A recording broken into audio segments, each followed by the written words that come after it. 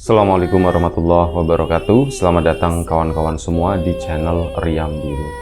Terima kasih banyak untuk kawan-kawan yang sudah berkenan hadir di channel ini. Apa kabar kawan-kawan semua? Semoga sehat selalu sekeluarga. Amin.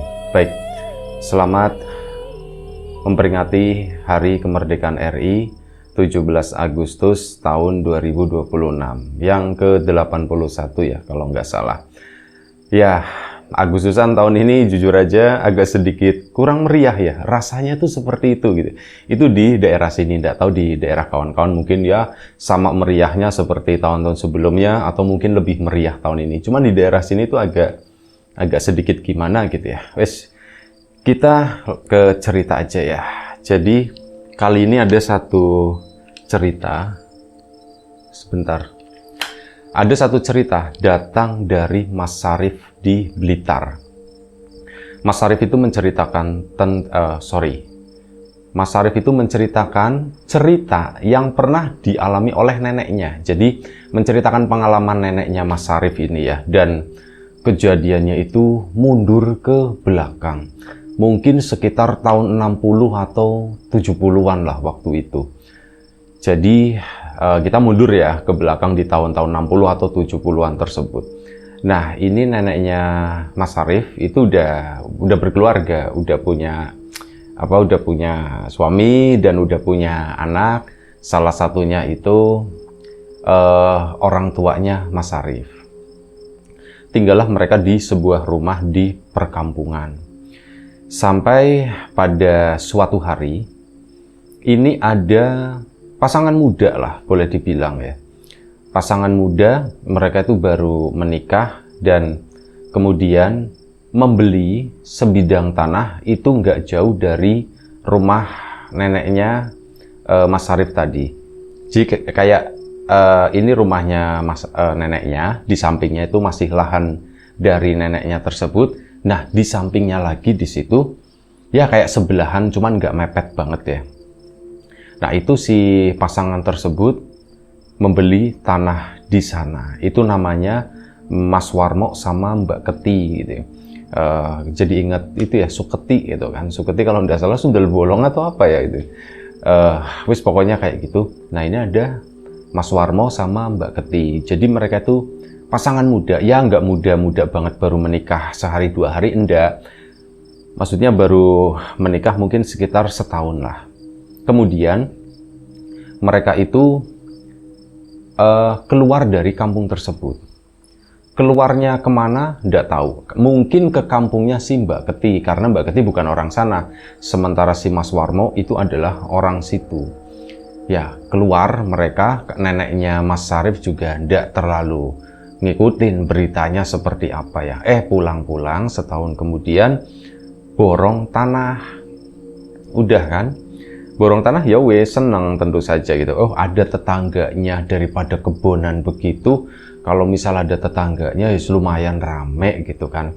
Dan akhirnya apa? Dibangunlah sebuah rumah di sana oleh kedua pasangan tersebut ya.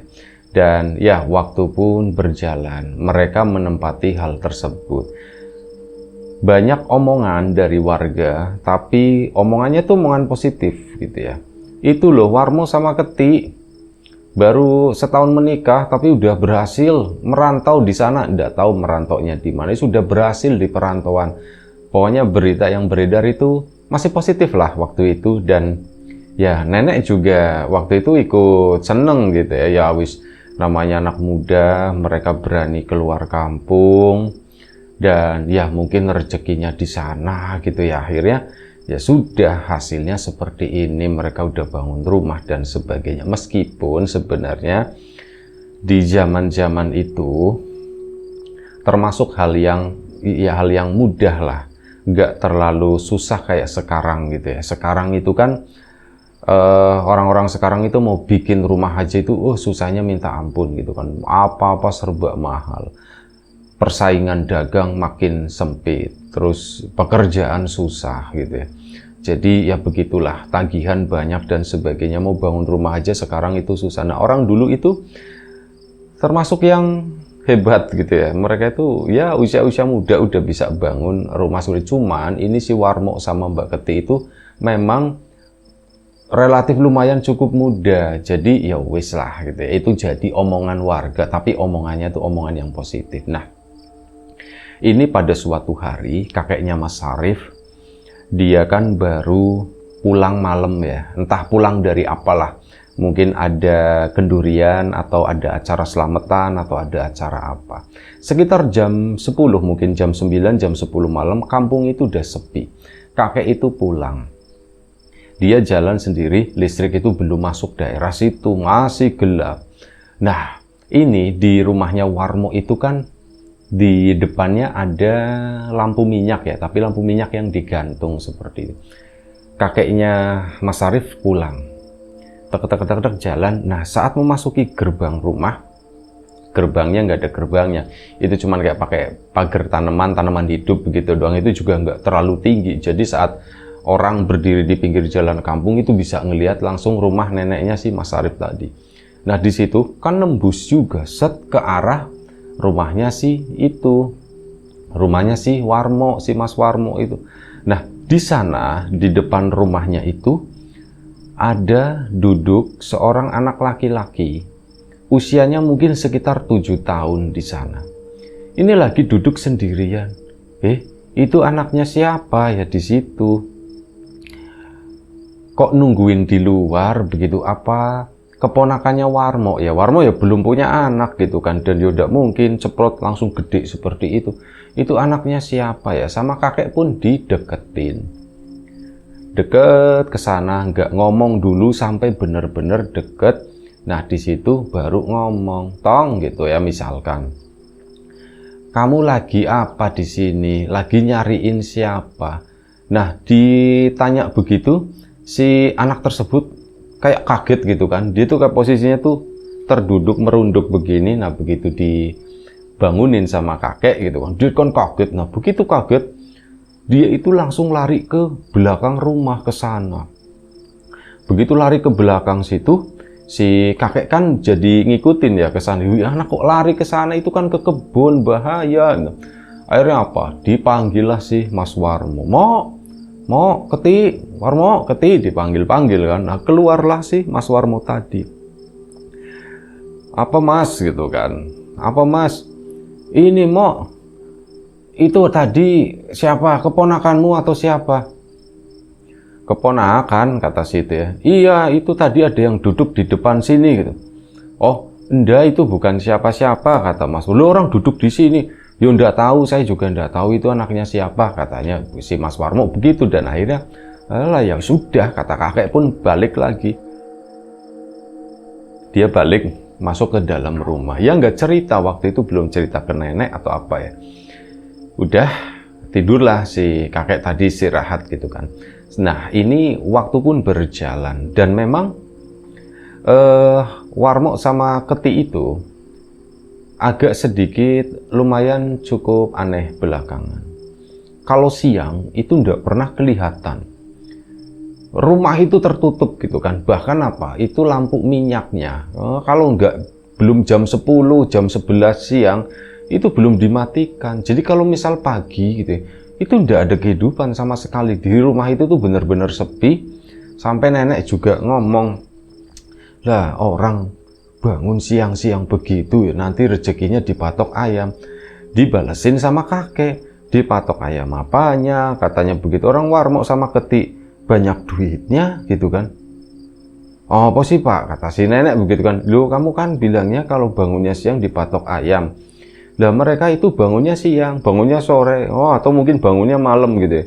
Tapi mereka itu duitnya banyak katanya, rezekinya nggak dipatok sama ayam gitu. Kalau udah rezeki ya rezeki," kata si kakeknya begitu.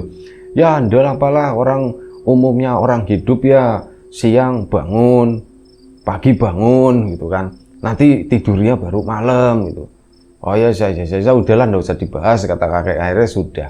Nah, ini beberapa hari kemudian kakek lagi mau keluar rumah malam ya, kisaran jamnya nggak tahu jam berapa, pokoknya jam-jam udah sepi lah.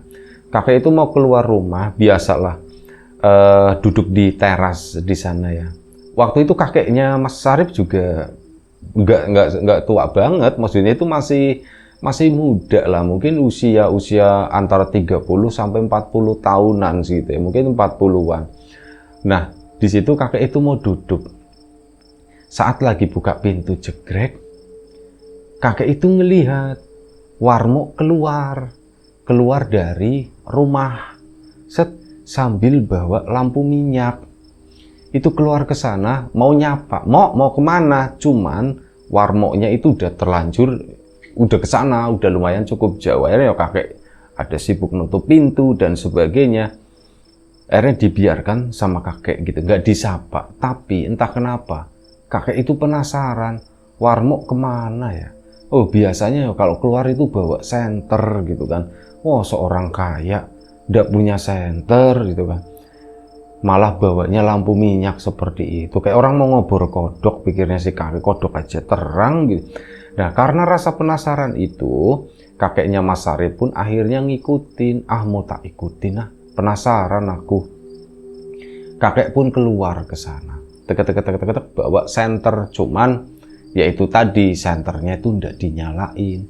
Cuman kelihatan dari sana, itu Warmo gitu kan. Kakek udah hafal jalan itu, jadi berdasarkan cuman lampu-lampu kiyip gitu ya, lampu-lampu redup dari rumah-rumah warga yang waktu itu memang belum dialiri listrik, ya itu bekal apa namanya, pandangannya si kakek tersebut itu udah lumayan cukup terang buat orang-orang dulu ya. Kesana diikutin si Warmo tadi sampai selep hilang. Loh, Warmo hilang, tapi kakek terus ya penasaran ya, dia tuh masih bisa melihat dalam kegelapan. Dan di area tersebut itu udah memasuki area kebonan. Kesana kakek terus jalan santai begitu kan, ya sambil waspada tentu saja. Nah, sampai di satu titik kakek itu melihat di dalam kebonan tersebut itu ada seseorang, ada lampu pertama, ada lampu minyak dan ada seseorang berdiri di sana yang ya tentu saja kakek itu sangat kenal, itu adalah Warmo. Warmo di kebun di sana, mungkin masuk sekitar 20 meter gitu di dalam. Warmo lagi ngapain gitu ya. Kakek juga tahu jalan masuk ke kebun sana itu kemana. Aku masuk ke sana apa enggak ya? Warmo lagi ngapain sih itu? Nah, kakek itu berpikir, kalau misal aku masuk ke kebun, nanti bunyi kresek-kreseknya gitu ya, aku nginjek ranting dan sebagainya itu enggak bisa terhindarkan. Karena malam itu tuh begitu heningnya, enggak ada suara apapun selain suara serangga gitu ya. Nah, itu kalau misal itu ada daun-daun ini ya, daun-daun kering. Kalau misal aku masuk ke sana, kresek-kresek, Warmo pasti tahu. Akhirnya apa? Kakek pun nongkrong di situ, ya bermodal mata elangnya itu. Diliatin kan si Warmo di sana. Warmo lagi ngapain? Kakek kaget. Ternyata di depannya si Warmo ada seorang anak kecil. Itu adalah anak kecil yang dilihat oleh kakek duduk di teras malam itu. Loh, itu kan bukannya si anak itu ya? Lagi ngapain ya? Jadi si kakek Warmo itu megang ininya ya, apa namanya, lampu minyak, berdiri di sana di kebun, di depannya itu si anak tadi. Mas Warmo itu tampak kayak lagi ngomong gitu sama seseorang, cuman suaranya nggak kedengeran, nggak sampai kakek. Kakek pun makin penasaran, terus diliatin gitu ya. Lagi ngapain sih sebenarnya, sampai akhirnya apa? Si anak tadi ini kayak mulai ini ya, apa namanya, ngelepas bajunya dan sebagainya. Serp, begitu dilepas. Nah, di situ si kakek itu yo kaget lagi gitu. Astagfirullahaladzim, kata si kakek. Kok berubah si anak itu? Pertama nggak kelihatan. Jadi dari posisi setinggi itu, begitu pakaian dilepas, kayak jadi Superman gitu. Enggak, ini tuh serp, kayak mengecil. Dan ya kakek itu tahu, kok jadi tuyul, kata si Warmo ternyata. Jadi anak itu tuh setan, kata si kakek. Ya pantesan malam itu tak sapa, kok malah dia kabur ke kebun. Tapi ya kok begitu gitu, aku baru tahu. Biasanya kalau yang aku dengar, kalau misal orang melihara tuyul, ya tuyulnya ndak begitu. Ini kok aneh gitu ya, tuyulnya kok ya seperti itu bentuknya, itu anak masih ya usia-usia segitu ya gitu. Dan ya ada sesuatu yang berubah itu saat jadi Superman itu tadi, saat pakaiannya dibuka itu berubah jadi wujud aslinya. Tuyul itu tadi sosok kecil gitu ya, sekitar tingginya sekitar 40 cm mungkin ya. Dilihatin seperti itu gitu, dan akhirnya apa? Kakek pun akhirnya minggir setelah ada pergerakan dari si Mas Warmo tadi. Mas Warmo pun berjalan keluar dari hutan itu sambil gendong sesuatu. Tangannya itu dikebelakangin gitu ya. Dan ya ada yang digendong itu sosok tuyul tersebut. Kakek itu ngumpet-ngumpet gitu kan. Ini lampu minyaknya dipegang di depan, tangan satu, yang satunya itu di belakang begini, kayak gendong ini ya. Kalau misal lagi gendong bocah atau apa kan, biar nyangga gitu, biar nggak melorot. Nah, kurang lebih seperti itu. Keluar dari kebun, diperhatikan sama si kakek tersebut. Kakek memang ngumpetnya agak bergeser ke sana. Terus gitu kan, oh Warmo jadi begini. Tuyulnya kelihatan enggak, Mbah? Kelihatan, kata kakekmu gitu ya. Jadi kan yang cerita neneknya. Tuyulnya itu kelihatan dipegang sama Warmo. Warmo mulai jalan ke sana. Kakek pun ngikutin di belakang. Cuman waktu itu kakek belum punya keberanian buat negor atau apa, itu belum berani. Dan apa namanya, ya akhirnya malam itu dibiarkan saja. Warmo jalan ke sana, terus kakek buru-buru pulang buat nyelamatin duit waktu itu. Oh, begitu pulang, nah itulah pertama kalinya kakekmu itu cerita masalah ini. Kenapa Pak? Ada apa Pak? Duit mundi, duit katanya. Duit Pak, ada itu di sana, ambil katanya begitu kan, diambil. Kenapa Pak? Ada tuyul katanya begitu. Loh, ada tuyul di mana Pak? Wis pokoknya di ini dulu, diselamatin dulu itu uangnya biar nggak bisa diambil katanya begitu. Nah ini diapain yang kurang tahu ya, nggak diceritakan sama Mas Arif. Akhirnya apa? Malam itu diberesin lah masalah keuangan itu tadi. Disimpan, entah dilipet, entah diapain gitu ya, pokoknya biar nggak bisa diambil sama tuyul. Nah akhirnya apa, si nenek kan nanya, Pak gimana ceritanya? Nah kakek pun akhirnya cerita.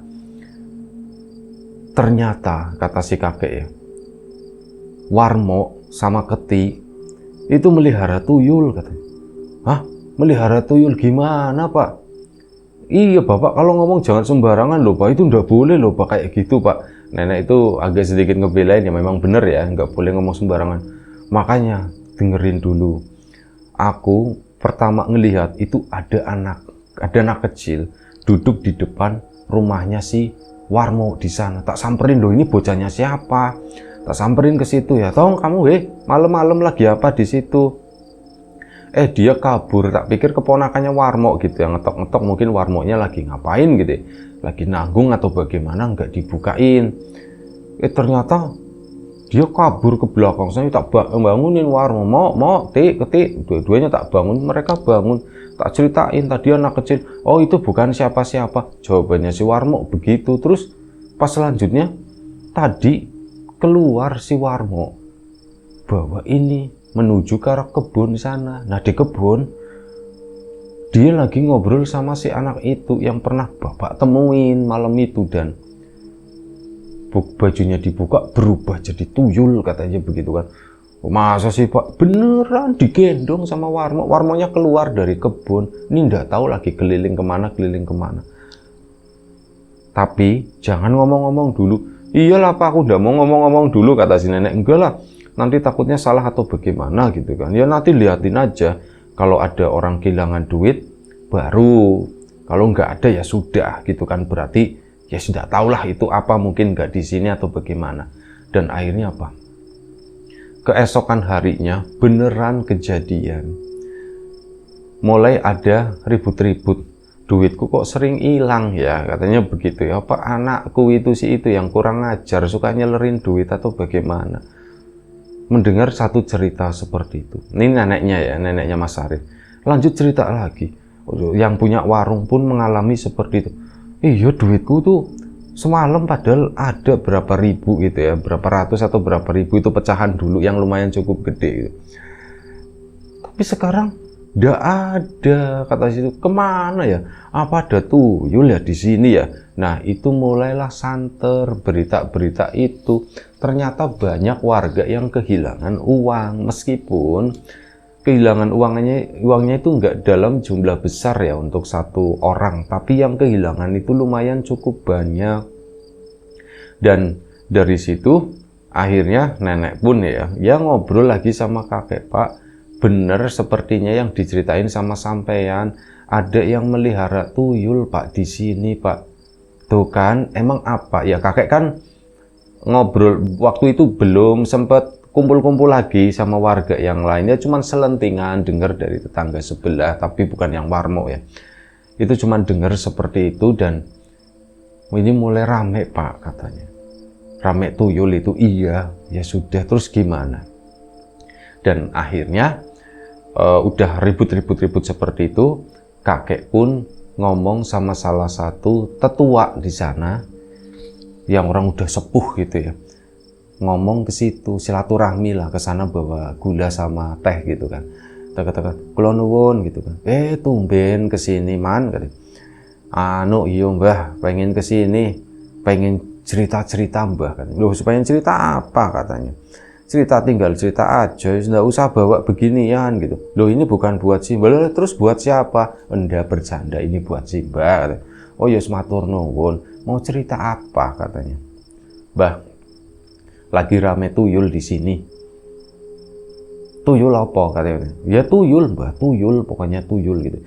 Ada yang ini maksudnya. Ada yang ini Mbah, cuman begini Mbah. Aku itu melihat, tapi aku ndak mau nuduh katanya begitu kan. Ceritalah sehalus mungkin waktu itu ya. Dan pokoknya menceritakan apa yang diketahui kakeknya Mas Sarip ke sesepuh tersebut. Dan oh begitu, jadi ada yang lagi ngotorin desa kita katanya. Iya Mbah, tapi ya begitu Mbah, jangan percaya omongan saya. Oh ya ndak katanya begitu kan. Oh ya ndak percaya banget ya, mesti kita buktikan kata si itu. Nah itu maksudnya biar warga juga ya ndak terlalu ribut-ribut banget lah, takutnya nanti kan yang bersangkutan kenapa-kenapa gitu kan, takutnya warga nanti marah sama warmo sama keti gitu. Iya ngerti. Akhirnya apa, semenjak itu dibentuklah semacam pansus, panitia khusus gitu kan, khusus tuyul, pansus tul gitu ya, pansus yul ya, itu panitia khusus penangkapan tuyul. Ada beberapa orang yang gabung di sana, tapi rata-rata memang orang udah sepuh ya. Yang masih muda itu ya si kakeknya Mas Sarip ini. Diceritakan ulang begini-begini, ini enaknya gimana nangkepnya. Pertama, kita tegur langsung aja dulu. Kita tanya-tanya katanya. Dan akhirnya apa? Bener. Cuman kalau mau nanya, aku jangan ikut tuh. Kalau aku ikut, oh samping rumah dikiranya tuh suka lapor-lapor atau bagaimana, ndak enak kata si kakek kan. Oh ya sudah, kamu ndak bisa ikut, nanti biar kami yang ikut gitu kan. Akhirnya apa? Kesana berkunjunglah waktu itu ke rumahnya si itu tadi, warmo ya. Malam hari memang rumahnya warmo itu cenderung tertutup. Dia itu duitnya banyak, kendaraan juga habis beli baru, tapi orangnya itu nggak mau membaur sama warga. Malam itu udah rapet jipet gitu kan. Sore pagi mereka belum bangun, dan ya sudah tahu lah apa yang mereka lakukan. Nah akhirnya apa, malam itu berkunjung. Begitu berkunjung yo kaget gitu kan. Loh, ada apa yo Pak? Yo Mbah, ada apa Mbah? Ah ya, minta waktunya Mok, katanya begitu, minta waktunya Mok. Iya Mbah, kenapa Mbah, ada apa? Ini jadi warga itu belakangan ini, maaf ya Mok ya, maaf kata. Oh janji Mbah, warga itu belakangan banyak yang mengeluh kehilangan uang Mok. Oh Mas Warmo-nya waktu itu katanya itu sikapnya itu udah mulai aneh begitu ya. Ya tentu saja gugup atau bagaimana. Nah itu dia Mok. Dan ini nuwun sewu ya Mok ya, menurut pengamatan orang yang bisa Mok, ini nuwun sewu, tuyul itu pulangnya ke sini Mok, katanya begitu, langsung ditembak seperti kok tuyulnya pulangnya ke sini, kok bisa pulang ke sini gitu kan. Ya ndak tahu mau, mungkin ya yang punya tinggalnya di sini kali ya mau ya, atau bagaimana? Lu maksudnya bagaimana sampai nuduh saya, kata si Mas Warmo kan. Ya ada sedikit perdebatan malam itu sampai akhirnya itu orang ngamen atau ada pawai ya, ini lagi musim pawai soalnya. Dan sebentar apa namanya, jadi lupa nih. Nah akhirnya apa, Mas Warmo dibegituin, Mas Warmonya itu agak marah gitu ya, nun saya pulang, katanya pulang. Akhirnya apa, pada pulang. Dan skenario kedua akhirnya dilakukan, istilahnya itu apa ya, pengintipan lah, pengintipan istilahnya seperti itu ya. Ini si mbah-mbah itu sama ini kakeknya Mas Sarip melakukan itu tadi yang namanya pengintipan, dan benar kejadian di kebun itu si Mas Warmo sama seperti yang dilihat oleh kakeknya Mas Sarip, lagi berdiri sama seorang anak, dan seperti yang sebelumnya anak itu berubah jadi sosok tuyul. Saat keluar digendong baru disapa, mau kemana Mok gitu. Itu Warmo itu kaget bukan main. Mbah, ya saya ndak bisa tidur mbah. Itu yang di belakangmu apa itu Mok? Memang nggak kelihatan. Jadi kakeknya Mas Sarif itu bisa ngelihat malam itu, cuman malam ini waktu itu ya mungkin kakek-kakek itu melihat atau bagaimana ya, cuman kakeknya Mas Sarif itu nggak melihat. Itu yang di tanganmu belakang itu apa ya Mok? Oh udah ada apa-apa, tapi tangannya di belakang terus gitu, tangannya di belakang terus begini. Dan ya udah, Warmo itu pun kepergok, udah Mo, kami sudah tahu kamu yang pelakunya. Oh jangan diterus-terusin Mo, ya kalau mau diterus-terusin jangan di sini gitu, dan resiko ditanggung sendiri ya Mo ya. Wis pokoknya kamu jangan sama warga sendiri, jangan sama tetangga sendiri.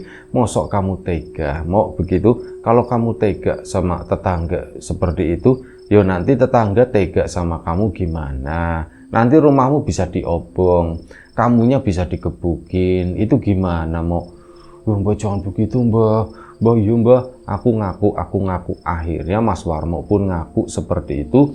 Cuman dia itu janji, yo Mbak, aku ndak mau ngelakuin di sini lagi, aku ndak mau ya sudah, kalau nggak mau ngelakuin di sini lagi, kamu harus janji gitu ya. Kalau misal ada apa-apa, ada satu warga yang masih kehilangan gitu ya, itu artinya kamu, yo Mbak jangan begitu, barangkali diambil sama, ya ngerti gitu kan. Ngerti, cuman kami bisa bedain itu hilang karena diambil sama anakmu itu atau diambil sama anak mereka sendiri itu. Kami bisa membedakan itu. Ya Mbak janji. Akhirnya malam itu pun, dah malam ini kamu pulang. Akhirnya pulanglah Mas Warmo, digiring ke sana sampai rumahnya. Ketemu sama Mbak Keti yang panik juga begitu kan. Dan ya wes, setelah itu bubarlah si kakeknya Mas Sarip balik ke rumah kan. Udah balik ke rumah cerita sama neneknya, tadi begini semuanya. Seru pak, ya seru, cuman ya semoga nggak terjadi apa-apa, Warmo-nya juga aman atau bagaimana gitu. Dan keesokan paginya Warmo itu pindah, bener-bener pindahan gitu ya. Barang-barangnya diangkat-angkatin. Mas Warmo mau pindah kemana? Kami mau pindah lagi ke sana. Cuman kakeknya Mas Sarip sama neneknya sama sesepuh-sesepuh itu tetap merahasiakan masalah Warmo ini. Cuman ya akhirnya kebuka juga. Aneh ya, setelah Warmo pergi kok ndak ada duit yang hilang, ada yang celetuk begitu. Akhirnya kan ya biasalah digoreng-goreng, dan akhirnya ya ketemu juga, jangan-jangan yang pelihara tuyul itu si Warmo sama Keti. Kurang ajar. Seperti itu ya, akhirnya rame kan, Warmo kurang ajar itu. Datengin. Nah mereka itu kan nggak semua warga tahu kalau Warmo sama Keti itu udah pindah. Dan kakek pun akhirnya ngomong, bapak-bapak, ibu-ibu, ini mau tak kasih tahu, Warmo sama Keti itu kan nggak semuanya tahu Warmo sama Keti itu pindah gitu. Kalau tasnya letuk, ternyata sih itu dikiranya masih di sana. Nah akhirnya kakek, Warmo sama Keti itu udah pindah, pindahnya itu beneran pindah, udah nggak tinggal di sini lagi, ndak pergi doang sebentar gitu, tuh ndak, intinya tuh udah pindah gitu. Oh, udah pindah gitu. Ya warga yang udah tahu pindah, ya memang udah pindah gitu kan. Makanya kami bilang tadi, semenjak Warmo sama Keti pindah, kok ndak ada yang kehilangan ya, kok nggak ada duit hilang ya. Ini seperti itu kan. Wow, itu sempat mau digeruduk gitu kan rumahnya, ya mau dibakar atau apa gitu. Cuma jangan gitu kan. Sudah. Yang penting orangnya udah nggak di sini, dan yang penting kalian itu udah nggak kehilangan uang lagi. Yo, tapi Mbah kemarin, oh saya tuh hilang segini Mbah. Ya hilangnya untuk skala dulu itu lumayan cukup banyak ya. Tapi ya akhirnya bisa diredam sama sesepuh-sesepuh itu tadi. Dan semenjak saat itu, Warmo sama Keti itu benar-benar, bahkan keluarganya si Warmo sendiri yang ada di sana, itu nggak tahu keberadaannya di mana, tinggalnya di mana. Pokoknya ngilang, bener-bener ngilang gitu ya, tanpa jejak, tanpa apapun lah. Warmo juga ndak cerita ke temannya atau bagaimana. Itu kayak bener-bener ngilang sengilang-ngilangnya, dan nggak pernah balik lagi. Mas Arif sempat nanya, Mbah, Warmo itu masih hidup atau ndak? Ya ndak tahu, semenjak saat itu ndak. Tuh sampai rumahnya itu hancur sendiri, brek gitu ya. Karena ya lapuk, nggak diiniin, dan rusaknya itu ndak tahu cepet banget katanya. Hitungan beberapa tahun doang, itu rumah itu udah mulai banyak ditumbuhin tanaman, dan pelan-pelan lambat laun gitu ya, genteng-genteng pun pada melorot dan sebagainya lah. Tembok-temboknya juga, kaca-kacanya kayak gitu juga udah pecah, dan wis macam-macam lah. Itu mulai ambruk itu dalam hitungan beberapa tahun, dan rumah itu udah pernah ditengokin lagi. Cuma memang ada ahli warisnya tuh ya mungkin ya keluarganya asli Mas Warmo yang ada di sana ya. Dan semenjak saat itu Warmo pun hilang sama Keti ya, hilang bener-bener kayak ditelan bumi lah. Gak ada yang tahu, mungkin karena gak nyari tahu bener-bener gitu ya. Cuman Warmo sekarang gimana ya nggak tahu, cuman begitu doang. Dan Warmo sendiri memang nggak pernah pulang ke situ. Nah itu kata nenek itu ya seperti itu. Tuyul itu nggak mesti berwujudnya apa yang seperti yang ada di film-film gitu ya, seperti Dardo Helm atau apa, atau Tuyul dan Mbak Yul begitu. Itu nggak seperti itu. Cuman ya kadang ada wujud seperti anak kecil. Kalau Tuyul dan Mbak Yul kan kalau dibuka nggak kelihatan ya gitu. Nah ini tuh enggak, kalau dibuka itu berubah menjadi itu sosok kecil seperti itu tadi. Ya itu aja satu cerita dari Mas Sarif mengenai itu tadi ya, apa namanya, sosok pemelihara tuyul gitu. Itu kejadiannya di tahun 60 atau 70-an, udah lama banget. Dan ya terima kasih Mas Sarif atas ceritanya. Kawan-kawan di rumah juga terima kasih atas support dan dukungannya apapun itu. Kawan-kawan subscriber, kawan-kawan membership, kawan-kawan yang udah kasih support dalam bentuk super thanks ke Riam Biru, terima kasih banyak. Kawan-kawan yang udah ngasih like, udah nge-share ke yang lainnya, kawan-kawan yang udah ninggalin komentar juga terima kasih banyak. Kawan-kawan yang sudah memesan bawang gorengnya Wiji, tentu saja tak lupa terima kasih banyak atas pesanannya. Untuk kawan-kawan yang mungkin belum sempat memesan, ditunggu pesanannya. Dan kawan-kawan yang sudah download, sudah ngeramein aplikasi RIM juga terima kasih banyak. Doa terbaik dari kami untuk kawan-kawan semua, semoga selalu diberi kemudahan dalam hal apapun, termasuk kemudahan dalam hal rezeki, yang sakit segera diberi kesembuhan, yang sehat tetap dijaga kesehatannya. Baik, sampai jumpa di episode selanjutnya. Riam Biru, jaga kesehatan kawan-kawan semuanya. Sekali lagi terima kasih. Assalamualaikum warahmatullahi wabarakatuh.